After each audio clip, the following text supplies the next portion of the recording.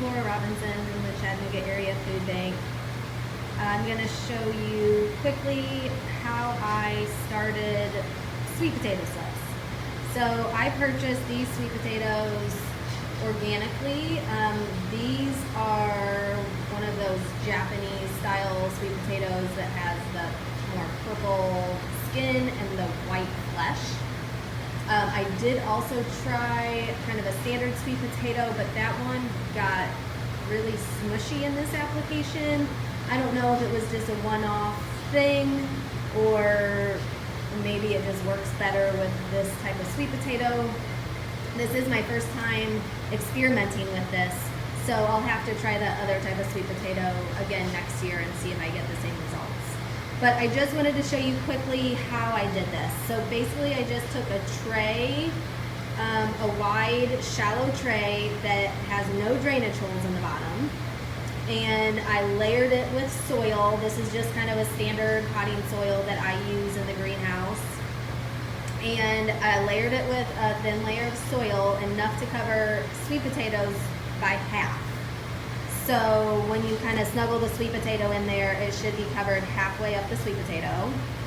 And then I set it in a, I'll show you here in the greenhouse. So it's on a heat mat. It gets sun, but it's not in the kind of front facing window that gets like blazing direct sun.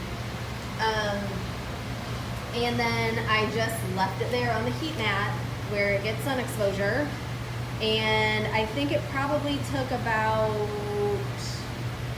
a few weeks maybe for me to start seeing the shoots come up.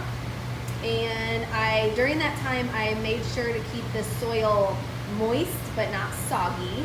So because it's on a heat mat, I would have to go in maybe every day at least or two and just lightly spray the soil. I would spray just kind of on the sides of the sweet potato, never directly on top. But that would just keep the soil damp, but again, not soggy. So this is what the sweet potato looks like now. I have actually already harvested slips off of this sweet potato. So this sweet potato was completely bare, and then it started regrowing more slips. This one I have not harvested off of yet, or I guess I shouldn't say harvest. I have not taken any slips off of it yet. So I wanted to show you kind of how that process goes. So let me try to pull off. I'm just going in here, and you could probably just take some clippers and clip them off, or you could just pull them off. And you can see with this one, let me actually hold it up, there are not any roots on the bottom of this. Now, some that I took off last time actually did have roots on them. So these ones that do not have roots, what I'm gonna do is just pull off some of these bottom leaves.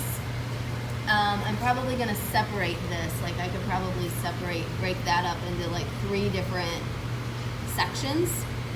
Pull off the bottom leaves, and then I'm just gonna stick it in a jar of water and just set it on the shelf. And last time I did that, they started sending out roots pretty quickly, probably within 5 to 7 days. And then you could plant them outside, or you could put them in a large plastic container and kind of grow them on a bit more in a protected area. I'm gonna see if I can get any of these off of here. Let's see. Oh yeah, see, look at this. So this one, when I pulled that out, that one already has the roots on it. So this one you would not necessarily need to put in water. You could plant this directly outside, and I will say if you plant it directly outside, it has not been hardened off.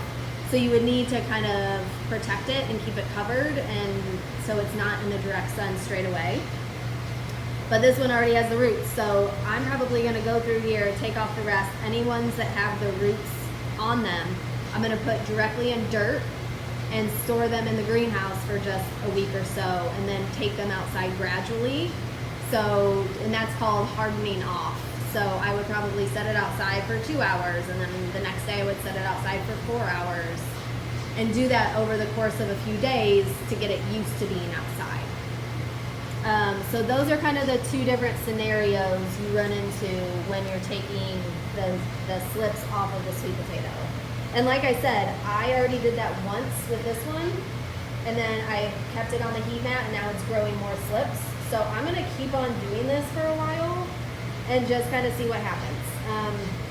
I don't need these sweet potato slips, all of them, for my garden here at the food bank, but I think it would be nice to give them away.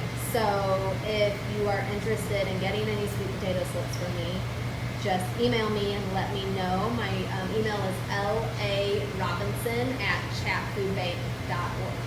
Thanks so much. Bye-bye.